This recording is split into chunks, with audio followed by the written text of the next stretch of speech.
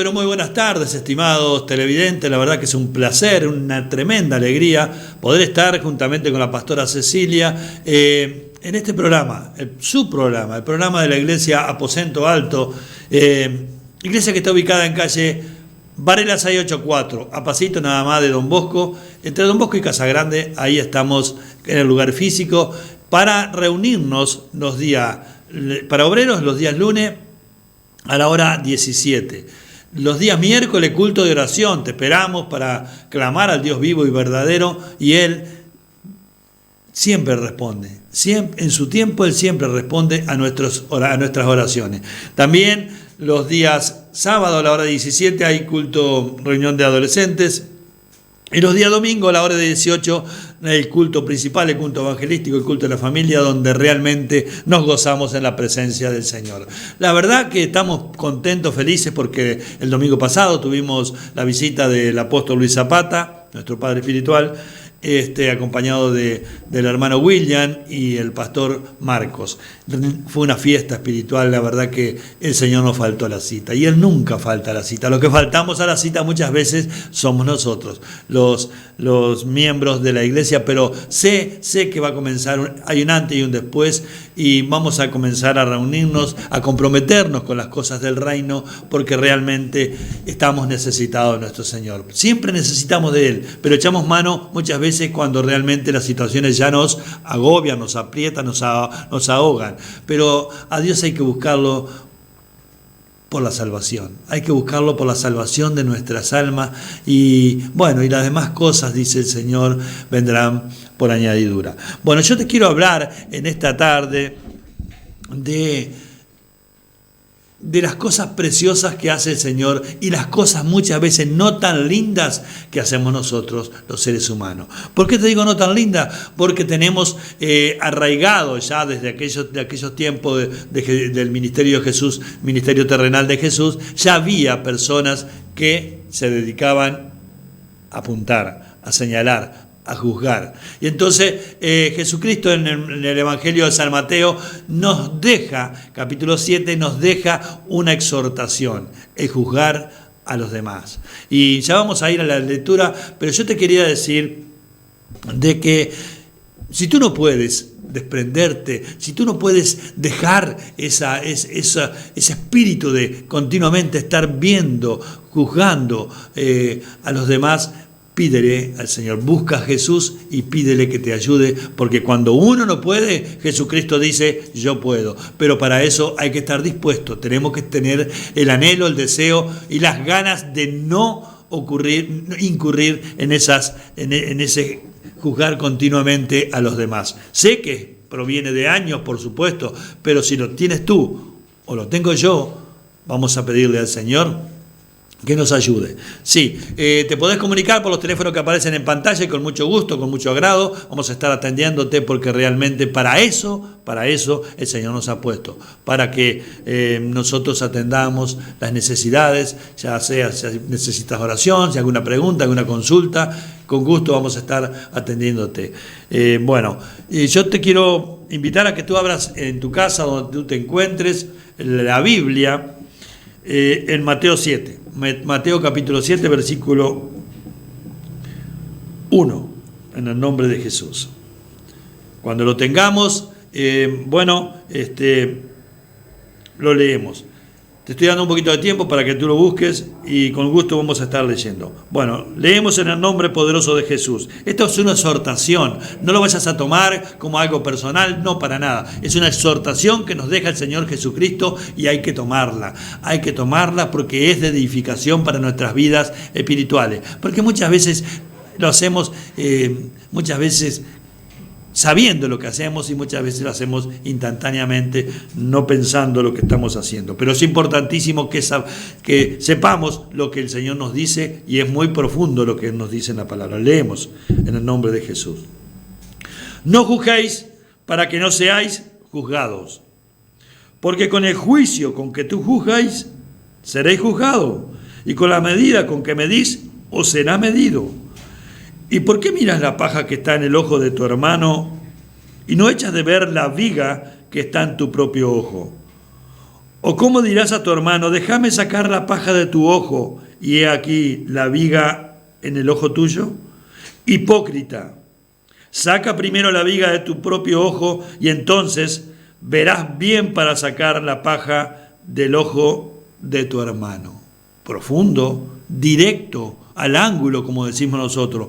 ¿Por qué? Porque Jesucristo muchas veces se ponía severo, se ponía directo, para que nos dejemos de andar con cosas que no edifican nuestra vida espiritual. ¿Por qué? Porque nosotros sabemos que instantáneamente nos enteramos de algo. ¿Viste, Cecilia, lo que le pasó a fulano, a mengano, a sultano? Y yo sabía que andaba en malos pasos. No. Cuando veamos una persona que está incurriendo en algo que no le agrada a Dios, principalmente si es un hermano o es un cristiano, dediquémonos a orar por él. Dediquémonos a pedirle al Dios vivo y verdadero que lo ayude, que lo saque de esa situación. Bendito Dios Todopoderoso. Y con la oración que hagamos nosotros podemos, porque lo dice en Santiago, capítulo 5, versículo 14, 15, la oración eficaz puede salvar al enfermo y el que haga volver al pecador del error habrá salvado un alma. Eso es importantísimo, que nosotros, en vez de, como digo siempre, sacame el pie de encima que me quiero levantar. ¿Por qué? Porque muchas veces vemos uno caído y nos dedicamos a darle. No, porque Jesucristo acá en la palabra nos exhorta, nos dice, hipócrita, querés sacarle la paja del ojo del hermano y tenés una viga. Es algo totalmente agrandado esto, pero te lo dice así Jesús para que te des cuenta que muchas veces tenemos nosotros cantidad de cosas erróneas en nuestras vidas y no las queremos ver, pero enseguida nos prestamos, enseguida nos ponemos a las órdenes para ir a sacarle la paja del ojo ajeno. No, vamos a buscar de Dios, vamos a buscar del Señor para que Él pueda realmente edificar nuestras vidas espirituales. Y eso de juzgar a los demás o de preocuparnos de la vida del otro, bendito Dios de la gloria, para darle por la cabeza o para estar hablando mal de él, no, que el Señor lo saque definitivamente de nuestras vidas. ¿Por qué? Porque el trabajo, la tarea que tenemos que hacer los hijos de Dios, orar los unos por los otros. Y sí, pero orar por vuestros enemigos. No te está diciendo que ores por los que están firmes en la iglesia, que también necesitan oración, claro que sí.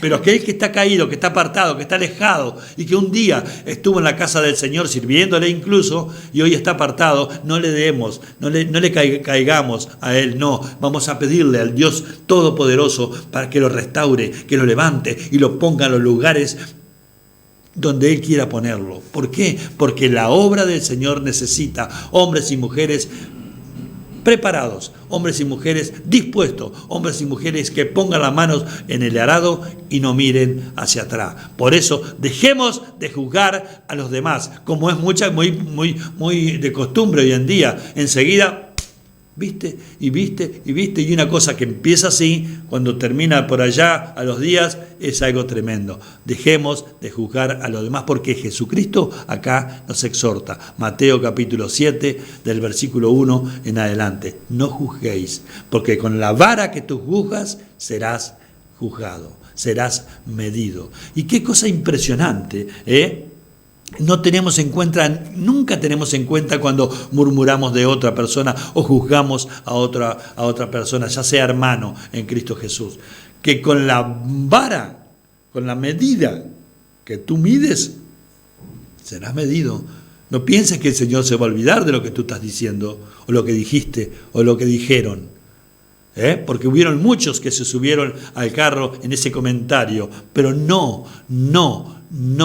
Vamos a orar por las personas que necesitan realmente que oremos. ¿Por qué? Porque la mies es mucha, pero los obreros son pocos.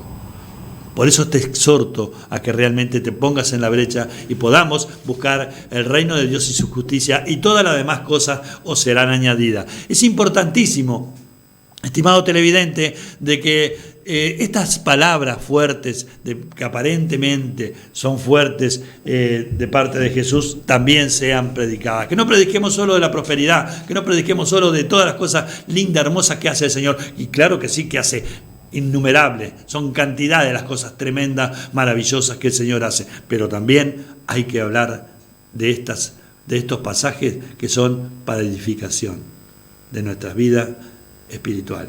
¿Por qué? Porque es impresionante, es importante de que un día nosotros, cuando Jesús venga a buscar su iglesia, por estar murmurando, juzgando a un hermano, los quedemos. Sí, Señor, en tu nombre yo predicaba, en tu nombre eché fuera demonios, visité las cárceles, y que el Señor nos diga: apartado de mí, hacedores de maldad. Ocúpate de orar por el caído, ocúpate de orar por el necesitado, ocúpate realmente de las cosas que al Señor le agradan. ¿Tus enemigos? Sí, pero me hizo tal y tal cosa. Tus enemigos necesitan oración. ¿Para qué? Para que ellos también puedan conocer el reino de Dios, para que ellos también puedan conocer al dador de la vida, para que ellos también puedan conocer a Jesús, aquel que fue a la cruz del Calvario a saldar la deuda que tú y que yo teníamos ante Dios Padre. Y ahora, por eso nosotros los hijos de Dios tenemos libre y generosa entrada al reino de los cielos. Vamos a un tema musical y realmente vamos a deleitarnos en esta alabanza, y después vamos a ir a la palabra poderosa de parte de la pastora Cecilia Echeveste. Al pensar lo que has hecho en mí, cuán profundo tú me amaste, sin dudar me escogiste a mí por mi nombre, me llamaste.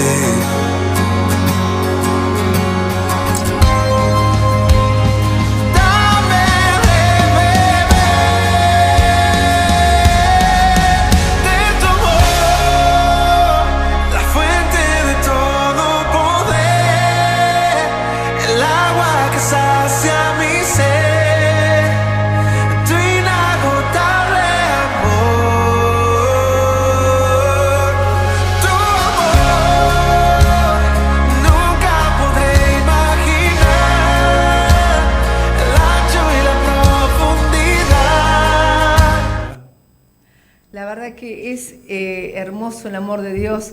Y bueno, trayendo a colación también lo que estaba hablando el pastor, quiero compartir una palabra que está en el Evangelio de San Juan, capítulo 8, donde también vemos, como él decía, que ya en aquellas épocas había gente que se ocupaba más en ver los errores de los otros que en ver los de uno mismo. Porque muchas veces hacemos un complot, incluso como se hizo en este caso que vamos a leer, para poder condenar a alguien, para poder juzgar a alguien. Pero cuando hacemos ese complot, ¿qué es lo que estamos haciendo? Una nube de humo, hermano, para que nos enfoquemos en el supuesto o verdadero. En este caso fue verdadero el pecado de la mujer adúltera, que es lo que vamos a ver. Fue verdadero, pero nosotros tratamos de desenfocar la mirada de nuestro pecado para enfocarla en la mirada de otro.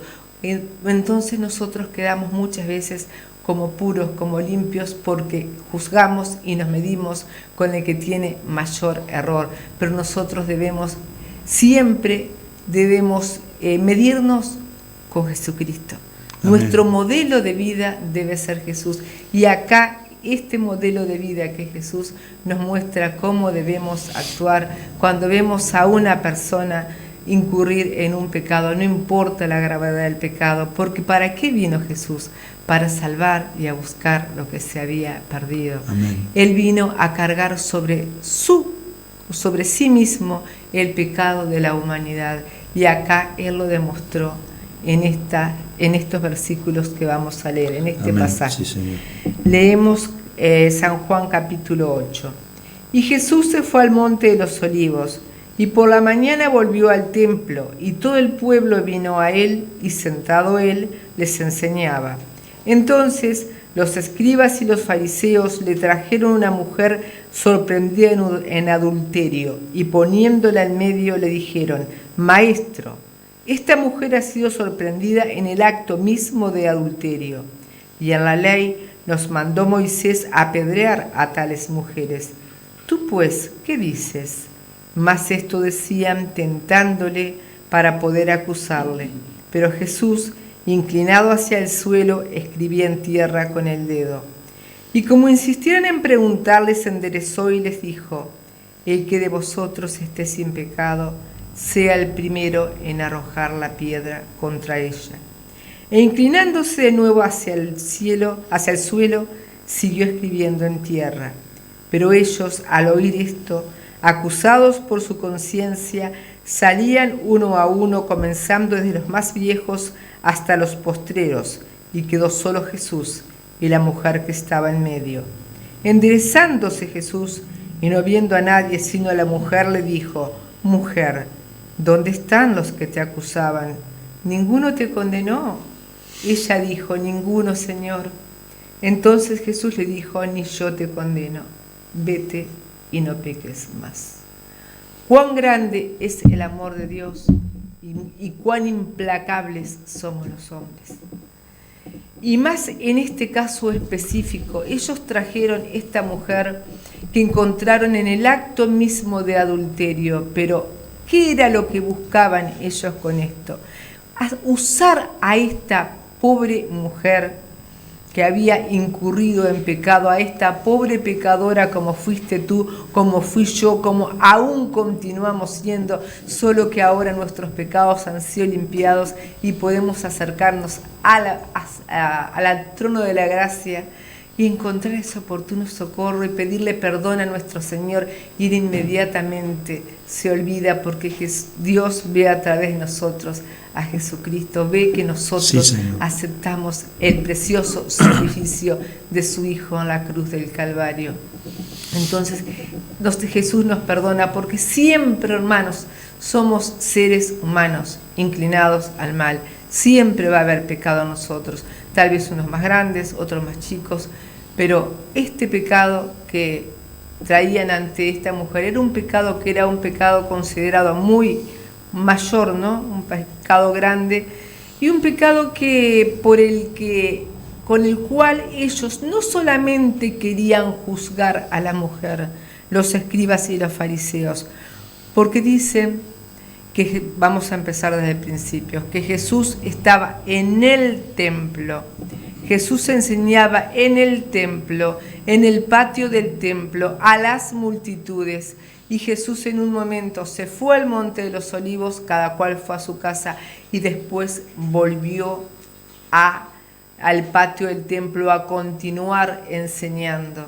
Y estos hombres que buscaban, estaban permanentemente acechando a Jesús, tratando de encontrar algo en que acusarle, habían hecho un complot con esta mujer, pero era tanta su maldad que ellos querían que Jesús incurriera en un error. Si Jesús hubiese condenado a la mujer, hubiesen dicho: ¿y dónde está la misericordia que dice mostrar por los perdidos? No es amigo de Leví, no es amigo de los publicanos, de los pecadores. Este hombre que se dice tan misericordioso y tan bueno va a juzgar, a lapidar, a matar a una mujer. Eran las tres opciones que tenían. La otra opción era, si Jesús no lo juzgaba, iban a decir: va contra la ley de Moisés, este hombre no es hijo de Dios.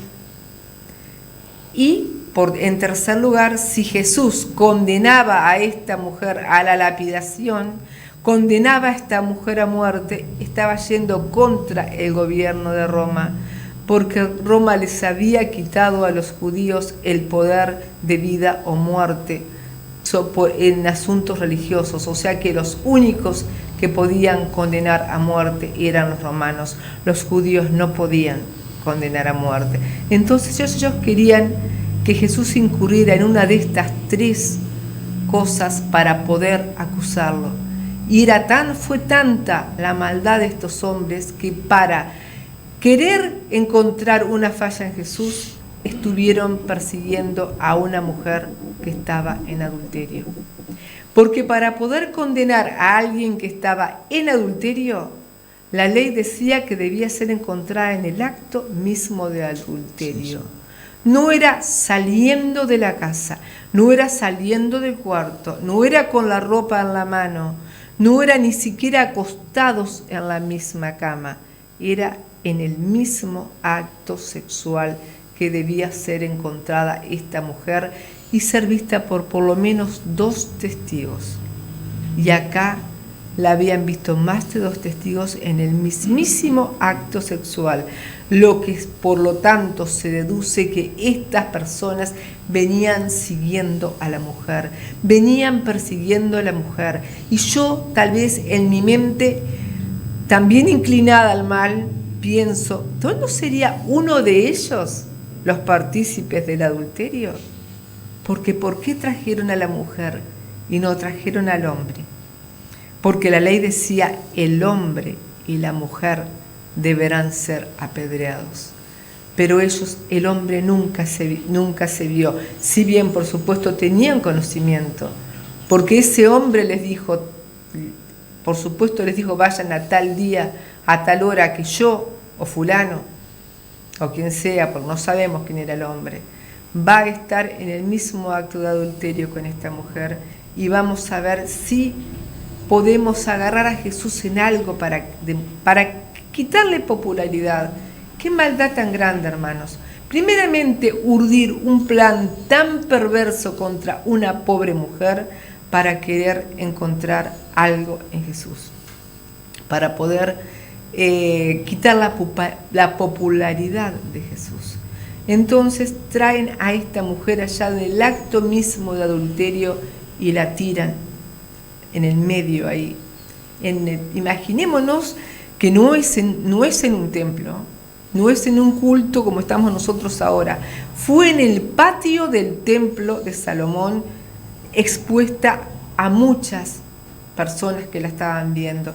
Y fue tirada ahí y le dijeron al maestro, maestro, qué falsa religiosidad, maestro. Le daban un título, una jerarquía, como mostrándole respeto por algo que ellos habían estado urdiendo hacía mucho tiempo. Maestro, la ley dice que si una mujer es hallada en el acto de adulterio debe ser apedreada.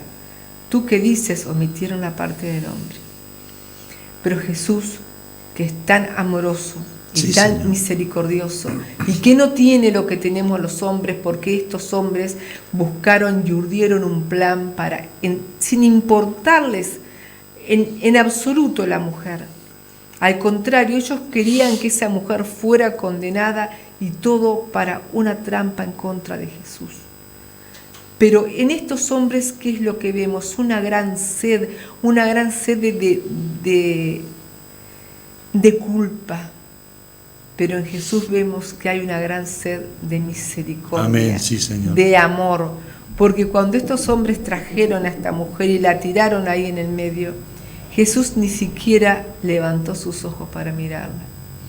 Fue tan grande su amor, tan grande su misericordia, tal vez hasta la vergüenza que le pudo haber producido ese espectáculo que estaban haciendo escribas y fariseos, que él simplemente inclinó sus ojos al suelo y escribió en la tierra. Jamás es la única vez que se muestra a Jesús escribiendo, ya lo hemos dicho otras veces. Se especula mucho sobre lo que escribió. Tal vez estaba escribiendo la ley de Moisés, donde hablaba de eso, Deuteronomio 22:22. Tal vez estaba hablando escribiendo los pecados de estos hombres que venían a condenarla a la mujer. No sabemos qué era lo que estaba escribiendo Jesús, pero Jesús sí tuvo un acto de humillación, de humildad.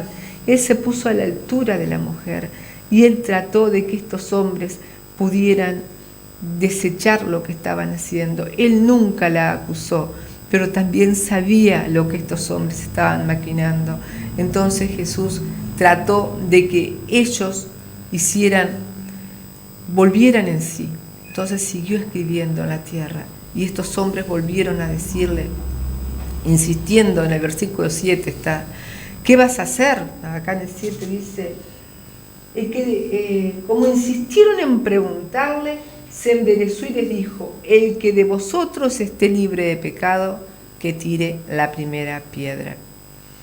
Estos hombres tenían pecados como tenemos todos, pero acá específicamente Jesús está hablando de ese pecado que ellos hicieron al tramar todo esto contra la mujer, como tantas veces han tramado contra nosotros, han tramado contra ti. ¿Cuántas veces escarnecedores han buscado este puntito mío, este puntito de él, y tal vez hasta nos han perseguido como hicieron con esta mujer adúltera para venir y exponernos públicamente? Porque eso es lo que hace el hombre, buscar una manchita negra en nosotros para exponernos y exhibir su pureza, su santidad. Sí. Pero en esa actitud están demostrando que hay más maldad en sus propios corazones que en la vida de esta mujer o en el pecado que quieran resaltar de mí. Porque lo que tú estás viendo en mí, lo tienes tú, tal vez mayor. Pero tú quieres ocultar tu pecado en el mío. Que no incurramos en eso, hermano, y que podamos actuar como hizo Jesús. Sí, que Jesús tuvo misericordia nunca miró a la mujer. El único momento en que Jesús levantó la vista fue para confrontar a los escribas y los fariseos. Levantó la vista y les dijo, el que esté libre de pecado, que tire la primera piedra. Porque la ley decía que el testigo era el que debía comenzar a tirar la piedra. Entonces estos hombres se vieron condenados por su propio pecado y ninguno se atrevió a tirar la piedra. Y ahí fue cuando vemos el amor de Dios, cuando le dice a la mujer, ¿dónde están los que te condenaban? Ninguno.